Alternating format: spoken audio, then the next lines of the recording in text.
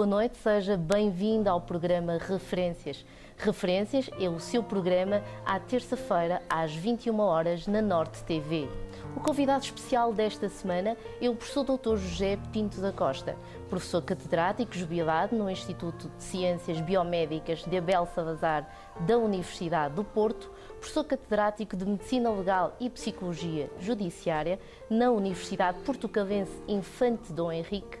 Com o reconhecido mérito, foi o primeiro português a ser eleito vice-presidente da Academia Internacional de Medicina Legal em Assembleia Geral realizada em Budapeste.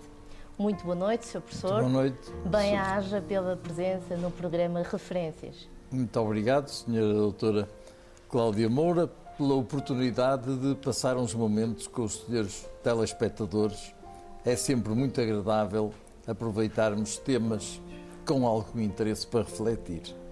Sr. Professor, nasceu, portanto, na Invicta, precisamente em Sudfeita, a 3 de abril de 1934. Confere. Como é que é nascer numa família da alta burguesia portuense? É um privilégio até certo ponto, porque o ambiente recebido foi favorável e nós somos 30% de genética e, além disso, mais importante, somos da aprendizagem, da educação que vamos recebendo e da interação com o meio. E como eu e os meus irmãos somos educados nessa perspectiva de respeitar os outros e de apreciar o meio ambiente e incutidos em certos valores convencionais, tivemos esse privilégio. Portanto, o mais velho de 6 irmãos. O mais velho de 6 irmãos, exatamente.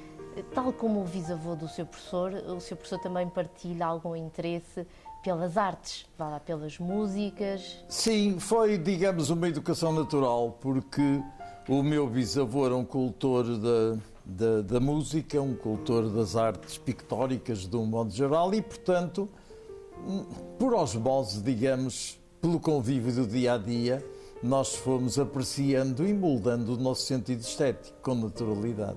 Antes de ir para a escola, se calhar já tínhamos mais apetência para apreciar certas coisas. Se eu lhe perguntasse por um cheiro de infância? Cheiro de infância, talvez a influência de um perfume que a minha mãe utilizava com canela. Portanto, ela foi uma precursora, hoje utiliza-se muito a canela, mas naquela altura... E, portanto, eu habituei-me. Também o meu aspecto olfativo foi impressionado inicialmente por isso. Ainda hoje aprecio esse cheiro a canela. A cheiro a canela. E uma traquinice da juventude? Nada de especial e todas, porque nós éramos muito próximos, os irmãos, e sobretudo os 4 mais velhos faziam sempre os mesmos disparates repetidos uns com os outros, mas, digamos, nada de especial. Era tudo perfeitamente vulgar. Tínhamos prazer em fazer disparates, obviamente. Há algum que nos possa especificar? Não, todos eles eram suficientemente maus para serem recordados. Muito bem. Sr. Professor, os tempos, portanto, os anos passam, mas os melhores momentos, esses permanecem? Permanece tudo. Os momentos melhores são os do presente, sempre. Porque quando nós olhamos para trás, somos velhos. Nós não podemos olhar para trás. Em qualquer idade devemos projetar para a frente, saber o que é que vamos fazer amanhã, daqui por uma semana, daqui por uns meses, daqui por um ano. Sem haver objetivos em relação ao futuro, estagnar é morrer. E nós é importante mais viver do que propriamente morrer. Porque morrer, começamos a morrer desde que nascemos. As nossas células vão se substituindo umas às outras e neste ciclo vital vamos permanecendo até que chega a nossa oportunidade, que é variável, consoante muitos fatores, inclusive determinantes biológicas, que para uns as células devem demorar um determinado número de anos e para outros muito mais. Basta até ser mulher ou homem. As mulheres, em regra, vivem mais 4 anos do que nós homens. Portanto, há condicionalismos biológicos determinantes que nós devemos aproveitar e estimular, porque hoje sabemos que quanto mais nos estimularmos, mais obrigamos as células nervosas às suas competências, a não claudicar, mas sim a andar sempre para a frente, a estabelecer novos programas. como surge o interesse pelo curso de Medicina Legal? O curso de Medicina Legal foi uma casualidade. Eu, quando era aluno, eu fui um bom aluno, e quando havia a tradição, não era como hoje, que há concursos complicadíssimos, nem sempre com os melhores resultados, nem mais justos, mas naquele tempo não havia. Quando eu andava a estudar na universidade, em regra, as carreiras decorriam de convites do professor. O professor catedrático convidava sempre para a renovação um aluno que ele considerava mais interessados. E como na parte prática que havia da medicina legal eu tinha mostrado em relação ao assistente um interesse que lhe chamou a atenção, quando o professor perguntou ao assistente: você não arranja aí um jovem que esteja interessado? E ele indicou-me, eu fui falar com ele e não respondi, porque é ainda um traço da minha personalidade. Eu nunca digo logo que sim nem que não. Aconselho-me sempre com o travesseiro, é sempre no dia seguinte. E de forma que eu fui colocar a questão à minha mãe foi convidado pelo professor para assistente de medicina legal, e ela achou aquilo, que coisa tão estranha. Mas a minha mãe era uma pessoa muito aberta e disse: olha, se é isso que tu queres, está bem. E eu refleti e aceitei. Fui ter com o professor no dia seguinte e disse-lhe: olha, muito obrigado pelo convite, e eu aceito. E comecei logo a fazer um estágio no último ano da minha licenciatura. Antes de estar formado, eu já trabalhava na medicina legal a nível de um estágio. O Sr. Professor recorda-se da primeira autópsia? Recordo-me da primeira autópsia, mas contrariamente ao que as pessoas podem julgar de uma carga emocional muito grande, eu não a tive, por uma razão. Durante um ano eu assisti a que os mais diferenciados, os séniores, fizessem as autópsias. De forma que no dia em que realmente eu fiz uma autópsia, eu já estava de tal maneira preparado psicologicamente, que foi mais, digamos, aquela emoção de ver se fazia as coisas direitas, consoante durante um ano os outros me tinham ensinado. Não tive assim nada de especial nesse tal momento, porque não foi abrupto, eu já estava preparado. O Sr. Professor foi vice-presidente da Academia Internacional de Medicina Legal. Sim, chamava-se nessa ocasião Medicina Legal e Medicina Social. Atualmente chama-se apenas Medicina Legal, mas era a Academia Internacional de Medicina Legal e Social, que reunia todos os grandes problemas legais e sociais. À época fui, e efetivamente, porque alguém me convidou para isso, fui eleito. Aí não foi um convite só, convidar-me, eu disse que aceitava, fui submetido à eleição em Budapeste e fui eleito por unanimidade como vice-presidente da Academia Internacional. Como é, portanto, ver o Museu de Medicina Legal ser inserido no mapa da ciência do Porto Capital Europeia, portanto, da cultura em 2001? Ora bom, em 2001 e nos anos anteriores, a Medicina Legal do Porto destacava-se de uma maneira muito distanciada em relação ao país. De forma que o programa Porto Capital da Cultura procurou reunir todas as atividades que mais se destacavam, e a Medicina Legal foi uma delas. Portanto, aconteceu que nós tínhamos o museu, que depois foi extinto, o museu que reunia pessoas de todo o país, até estrangeiros, e deu das vistas, e nós fomos destacados para essa eventualidade, o que até me levou a ser considerado uma das 100 personalidades do século XX aqui no Porto. Muito bem. Foram 25 anos que esteve como diretor do Instituto de Medicina Sim, Legal. exatamente, 25 anos como diretor do Instituto de Medicina Legal do Porto. Extinto, que hoje já não existe como instituto, hoje já é uma delegação de uma organização diferente. Um episódio, Sr. Professor, que possa partilhar e que efetivamente o tenha marcado?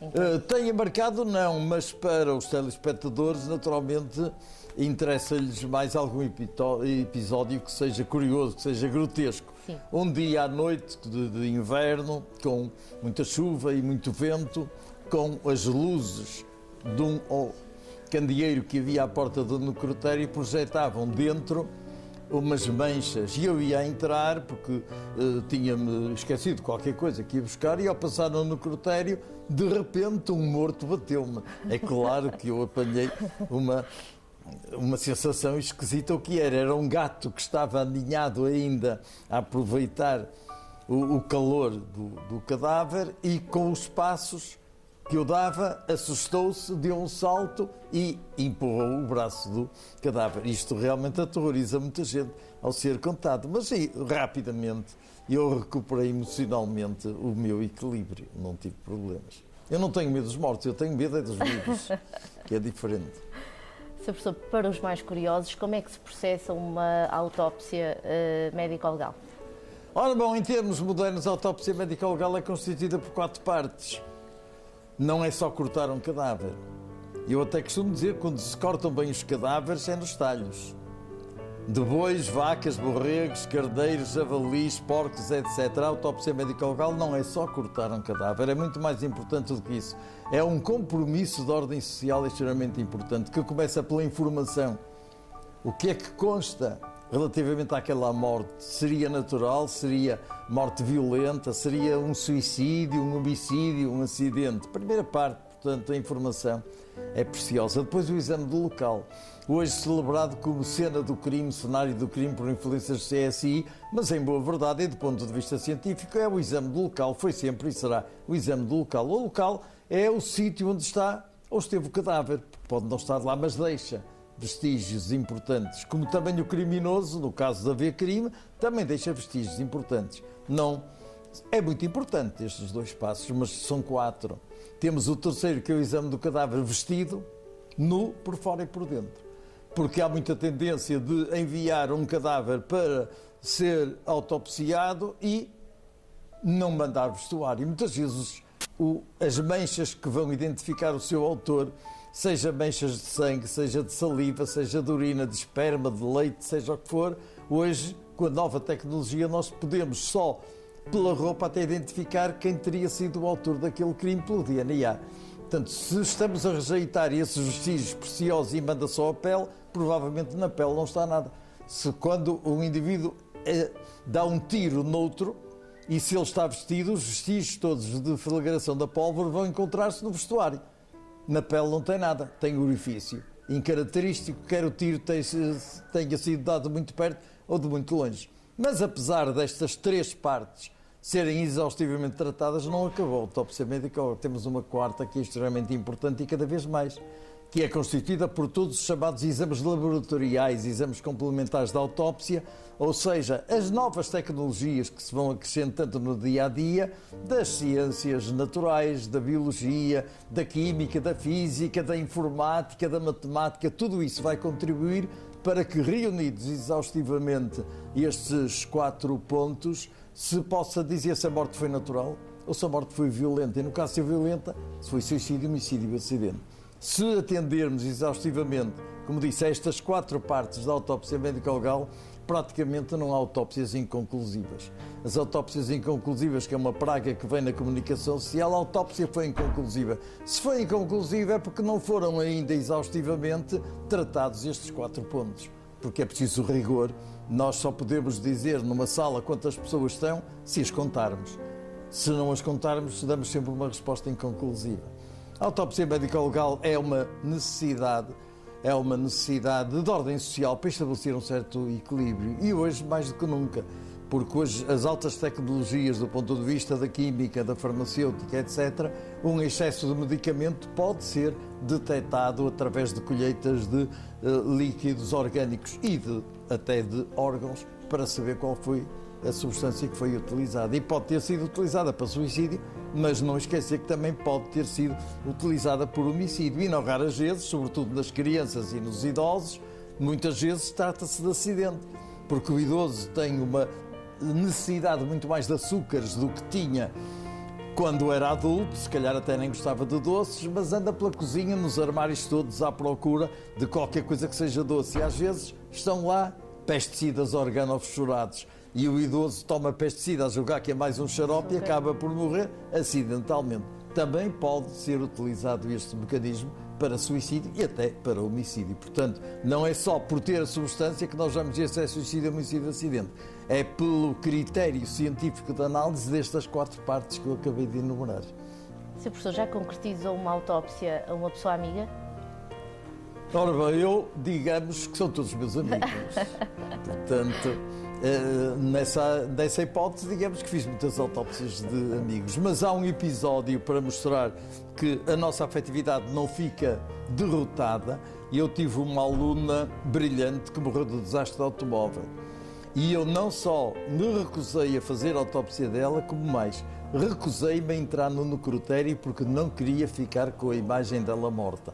Queria permanecer com a imagem dela viva. Portanto, quer dizer, quando nós não somos carniceiros, nós somos pessoas humanas que temos a nossa inteligência, mas temos também a nossa afetividade e, portanto, nós, efetivamente, que por mais que nos impressionemos e choquemos quando estamos a fazer de um crime, digamos, destes crimes mais violentos que agora têm acontecido, efetivamente nós teríamos que desistir da provisão se começássemos a chorar em cima do cadáver. Não pode ser, tem que haver, digamos, um traquejo, um hábito da experiência vivida de situações anteriores, não nos torna duros, mas, pelo contrário, torna-nos até muito mais agradáveis e com muito mais entusiasmo de viver.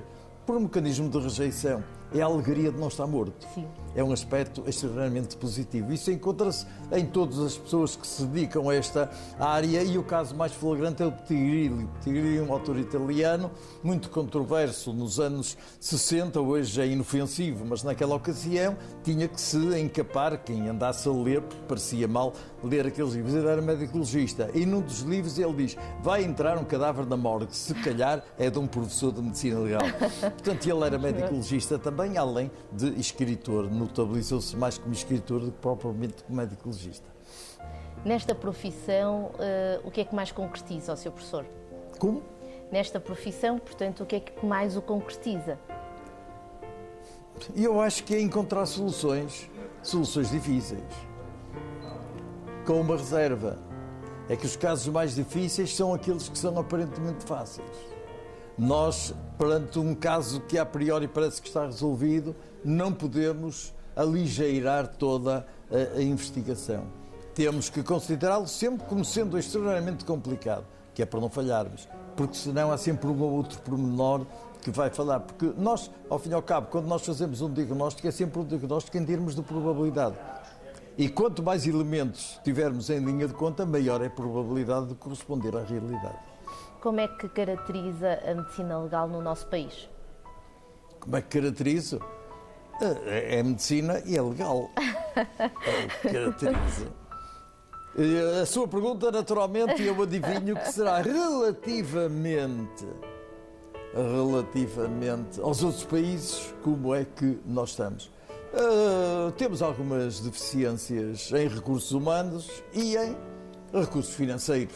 Portanto, vai-se fazendo aquilo que é possível, com muito boa vontade, mas se tivéssemos estes meios que têm outros países, nós provavelmente estaríamos na linha da ponta. Assim, não estamos. O Sr. Professor é médico, mas efetivamente é professor também. Se pensarmos na educação sexual, quando é que esta deve começar? Ora bom, a educação sexual deve começar quando se inicia. Ou seja, a sua questão é relativamente à pessoa humana. À pessoa humana. E eu defendo, com muito escândalo, muitas pessoas, que com 1 ano e meio já a criança deve começar a identificar o seu próprio corpo. É isso que eu penso. Portanto, e que escrevi, que tenho estudado há muitos anos, a partir de 1 ano e meio já é a altura. É claro que o nível da educação é que vai evoluindo, inclusive com a apetência, com a resposta da criança. O método que eu costumo dizer, e nós portugueses, por acaso, isso é da excelência, temos muitas monografias ótimas sobre educação sexual para todas as idades. O que já não quer dizer que na prática os programas de educação sexual oficiais que sejam devidamente cumpridos, porque muitos professores têm timidez, têm vergonha. O sexo ainda é um tabu, embora tenha deixado de ser tabu no século passado, porque nós acabamos com o tabu do sexo. Criamos foi outro tabu, que foi o tabu do sexo ter deixado de ser tabu. Porque a humanidade não pode viver sem tabus. Faz parte da nossa existência. Eliminamos um tabu, vamos criar outro logo em sua substituição. Mas a tática que eu considero mais oportuna é deixar para os pais em casa aberto um desses livros excelentes num sítio acessível à criança de qualquer idade. E a criança vai folhear e há uma imagem qualquer que lhe desperta curiosidade. E nessa altura a criancinha vai apontar e perguntar. E então, por curiosidade e estatisticamente, tem sempre muito interesse em ver uns pénis grandes ou de penduro. É claro, o pai ou a mãe fica extremamente embaraçado quando diz: "Para que é isto?" E a melhor resposta que a criança aceita perfeitamente é uma resposta estúpida, que é a seguinte: "Olha, isso sabes, é uma coisa que vai ser importante quando tu quiseres, fores grande e quiser teres meninos, como ao papá." Ah, está bem.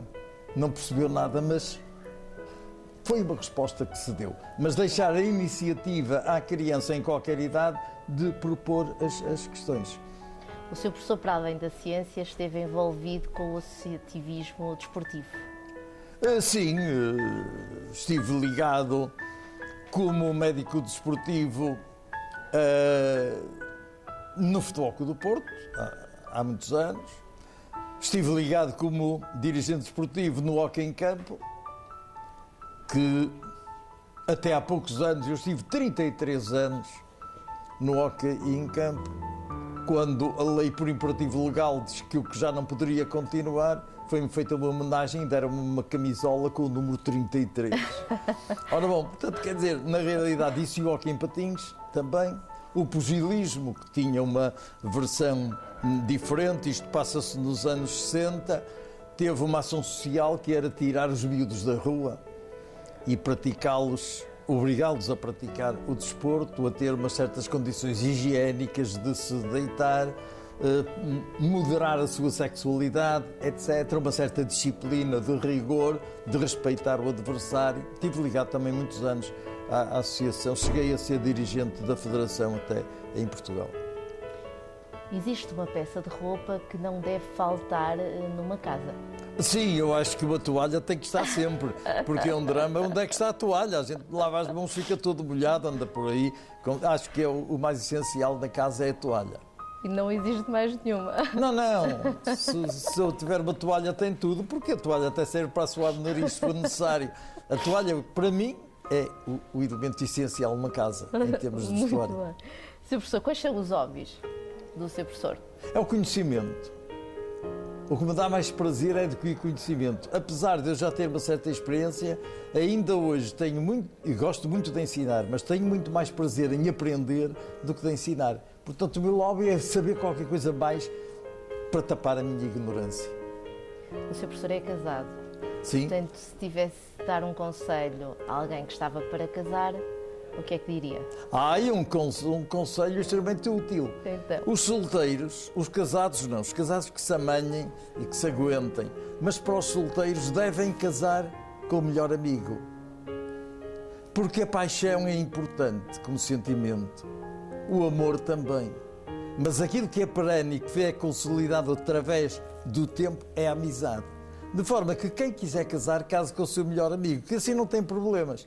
Quando chegar aos 100 anos, um homem, um rapaz, um jovem agora, se casar com a melhor amiga, quando tiver 100 anos, estão os dois a babar-se agarradinhos, todos satisfeitos. Se não casa com o seu melhor amigo, é um problema, porque amanhã o rapaz tem um problema gravíssimo, não se abre com a mulher, vai-se abrir logicamente. Com quem é que nós nos abrimos? Com o melhor amigo. E então ele pede ao amigo que vá para o café ou para o tasco para discutir os grandes problemas. Se por acaso casou com o melhor amigo, que era a mulher, e ele vai colocar o problema e vai encontrar uma solução para ultrapassar a dificuldade. E a mulher também escusa de ir para o cabeleireiro, discutir com as amigas ou para a confeitaria para tomar chá. Chá, há muitos chás. Sim. Algum chá amarelo, não é? A conversa em dia. Pois. Mas é a consolidação do amor através daquilo que é seguro, que é a amizade. A amizade, portanto, o melhor amigo. Sr. Professor, a morte prepara-se? A morte deve preparar-se. Deve preparar, nós devemos estar preparados para morrer como com a maior naturalidade. Nós devemos, talvez, adiar o mais possível, como digo. Há muitos métodos hoje, sobretudo através do cérebro, porque o cérebro é que comanda tudo. As pessoas, em regra, não sabem isso. As pessoas, quando estão apaixonadas, o que é que fazem? Andam por aí a fazer coraçõezinhos nas carteiras, nas árvores, nos bancos do jardim, porque são ignorantes. O amor não está no coração, está no cérebro. De forma que deviam era fazer cérebrozinhos. Porque se na realidade eu for a um banco do jardim e vier lá um cérebrozinho, aí digo, este está informado. Já não está a jogar nas setas do coração. Adoro-te, Lili, com uma seta. Não te faz sentido. Mas a seta pode permanecer no cérebro. Portanto, pode furar... no cérebro, obviamente. A seta é o sentido, a direção, para cima ou para baixo. Que viagem é que mais o marcou? A viagem que mais me marcou, talvez a primeira que eu fiz a Paris, tinha 16 anos. Essa é a primeira, sempre a novidade. Contactar com civilizações diferentes, com pessoas diferentes nessa ocasião. Talvez tenha sido assim, marcar por marcar. De resto, o contacto com outros, com pessoas que vivem de maneira diferente, que pensam de maneira diferente. E eu hoje tenho uma certa nostalgia. Prefiro muito mais estar cá em Portugal, porque já andei pelo mundo todo. Já andei em todos os continentes. Portanto, se me disserem, vamos agora à China. Ai, credo, já lá estive. Vamos ao Japão, já lá estive. E assim sucessivamente. Portanto, não me atrai muito. Atrai-me muito mais estar aqui, ir ali à Ribeira, do que propriamente aquilo que já conheço. Portanto, eu reconheço que o facto de já ter uma experiência tira o desconhecido. Porque nos atrai o desconhecido? O desconhecido, efetivamente. O professor afirma-se contra o aborto. Não, eu não sou a favor nem contra o aborto, eu sou a favor das mulheres, que é uma questão diferente. Portanto, quer dizer, acima de tudo, a liberdade das pessoas e a mulher, portanto, pelo papel que tem relativamente à maternidade e às consequências da maternidade, que são diferentes do pai, o problema, para mim, coloca-se sobretudo na base da liberdade da mulher, da proteção da mulher, na experiência vivida de muitas vidas destruídas, algumas até com a morte de mulheres relativamente ao aborto. Portanto, terá que se rever toda essa situação e a minha posição é essa. O que é que mais valoriza nas pessoas vivas? Nas pessoas vivas, a lealdade, a verdade. Aquilo que mais me enoja é mentira. É por isso que eu agora ando sempre enojado. Porque, na realidade, hoje fazem-se as promessas mais absurdas, nada se cumpre. Ao ponto que eu modifiquei já o meu léxico. Há uma palavra que eu aboli, que era a palavra impossível. E para mim, hoje é tudo possível. Eu tenho visto tanta coisa que julgava que era impossível, que acho que o melhor é não falar em impossível, falar em improvável. Se me disserem, vamos fugir que vai entrar ali um dinossauro, eu digo, sou o primeiro. Não é impossível porque não existe, é improvável que ele venha. Portanto, quer dizer, na realidade, a ordem social mudou muito desde que eu nasci. Mudou bastante. Não digo para melhor nem para pior, mas para diferença. E nem sempre nós conseguimos integrar-nos com naturalidade nessa diferença. Professor, que legado quer deixar? Que as pessoas se informem, em primeiro lugar, como indispensabilidade. Sem informação não há conhecimento. E sem conhecimento não há liberdade. Uma pessoa só pode escolher entre A e B se souber, sem dúvida nenhuma, inequivocamente, o que é o A e o que é o B. Porque se não tiver informação e não tiver conhecimento relativamente a esta questão, amanhã tem que escolher entre o A e o B. E vai escolher à sorte. E pode ter azar. E escolhe o A quando o que queria era B e escolhe o B quando o que queria era A. Portanto, a liberdade só se obtém através da informação bem trabalhada, acolhida, sem barreiras, para que cada um possa elaborar o seu próprio conhecimento. Que a informação que nós disponibilizamos não seja mais do que uma ferramenta, que cada um atue de acordo com os seus reais interesses. porque não há nada mais importante na vida do que a liberdade, em qualquer nível. A cor que lhe prende a atenção? Não é por você estar vestida de azul, mas desde sempre que eu me recordo, o azul foi a cor da minha preferência. O que tem certas coincidências até no desporto, mas não sou de Belenenses. Sr. Professor, bem-aja por ter aceitado estar presente no programa Referências. Foi para mim um prazer muito grande e saúdo os meus telespectadores mais uma vez. Quanto a nós, até para a semana. Referências é o seu programa à terça-feira, às 21 horas, na Norte TV.